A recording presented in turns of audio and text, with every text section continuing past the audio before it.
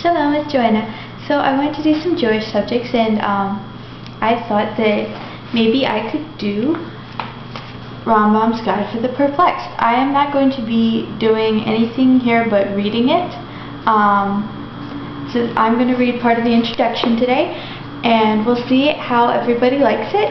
And if it turns out well, then I'll do some more.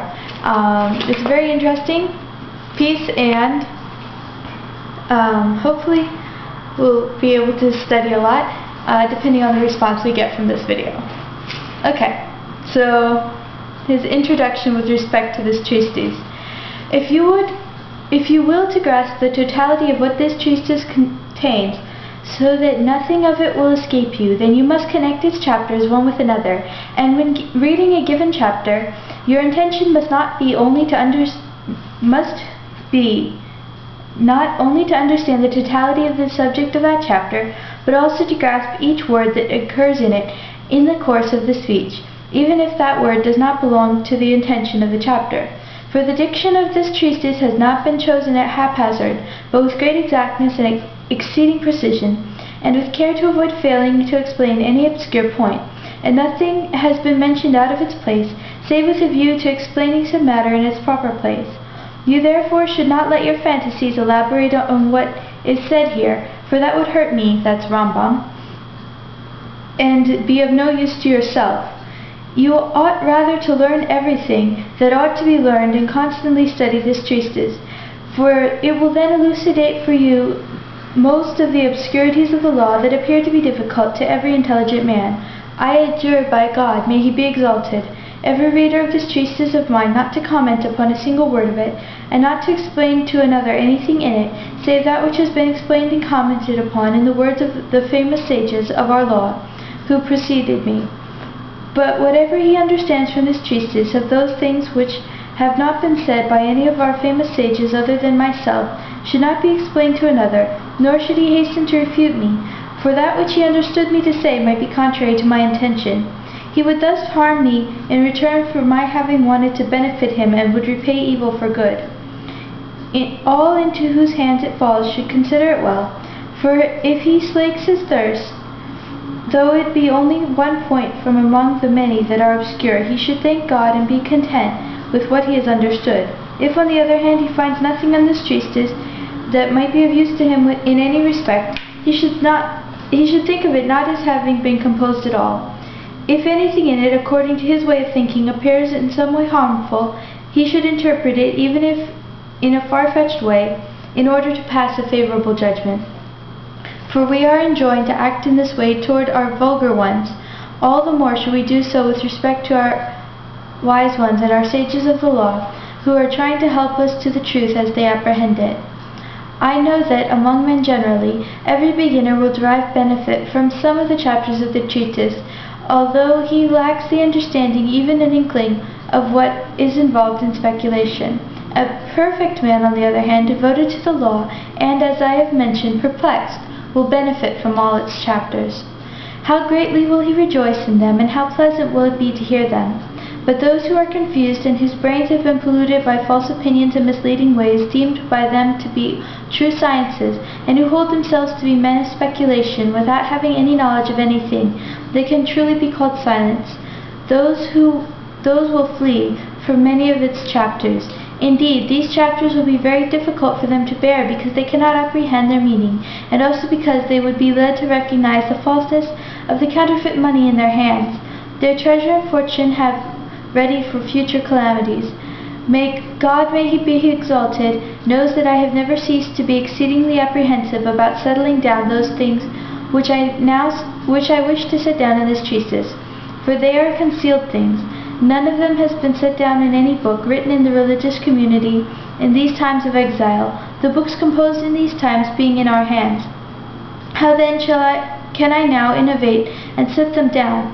However, I have replied on two premises, the one being the sages saying in a similar case, it is time to do something for the Lord, and so on, and the second being their saying, let all thy acts be for the sake of heaven. Upon these two premises have I replied when setting down what I have composed in some of the chapters of this treatise.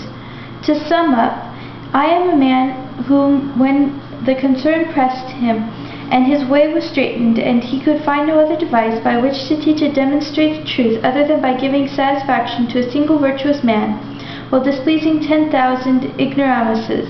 I am he who prefers to address the single man by himself, and I do not heed to blame those many creatures, for I claim to liberate that virtuous one from that into which he is sunk, and I shall guide him in his perplexity until he becomes perfect and finds rest. One of the 7 causes shall account for the contradictory or contrary statements to be found in any book or compilation. The first cause: the author has collected the remarks of various people with differing opinions, but has omitted citing his authorities and has not attributed each remark to the one who said it. Contradictory or contrary statements can be found in such compilations because one of the 2 propositions is the opinion of one individual, while the other proposition is the opinion of another individual. The second cause: the author of a particular book has adopted a certain opinion and he later rejects it. Both his original and latter statements are retained in the book. The third cause: not all the statements in question are to be taken in their external sense. Some are to be taken in their external sense, while some are parables and hence have inner content. Alternatively, when 2 apparently contradictory propositions may both be parables, and when taken in their external sense may contradict or be contrary to one another. The fourth cause: there is a proviso that, because of a certain necessity that has not been explicitly stated in its proper place, or the 2 subjects may differ, but one of them has not been explained in a proper place, so that a contradiction appears to have been said, whereas there is no contradiction. The fifth cause arises from the necessity of teaching and making someone understand, for there are many obscure matters that it is difficult to conceive. One has to mention or to take as a premise in explaining something that is easy to conceive, and that by rights ought to be taught before the former, since one always begins with what is easier. The teacher accordingly will have to be lax, and using any means that occur to him or gross speculation, will try to make that matter somehow understood. He will not undertake to state the matter as it is truly in exact terms, but rather will leave it so in accord with the listener's imagination that the latter will understand only what he now wants him to understand. Afterwards, in the appropriate place, the obscure matter is stated in exact terms and explained as it truly was.